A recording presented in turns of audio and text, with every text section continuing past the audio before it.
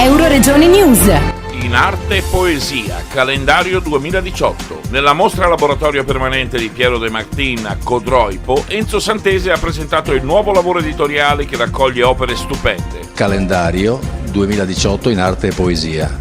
È giunto alla 10ª edizione ed è sempre l'occasione per una ricognizione sull'esistente nell'ambito delle arti figurative, sia pittoriche che plastiche, realizzato da una commissione diretta da me che fa la selezione ogni volta degli artisti presenti, artisti e poeti. Ogni pagina ha l'opera di un artista e il testo di un poeta, non solo della nostra regione ma anche del resto d'Italia. C'è per esempio un poeta siciliano, il massimo poeta siciliano, che è Angelo Scandurra, ma ce ne sono altri che adesso sarebbe lungo citare. Insomma, sono 12 artisti e 12 poeti, perché 12 sono le pagine dedicate ai mesi.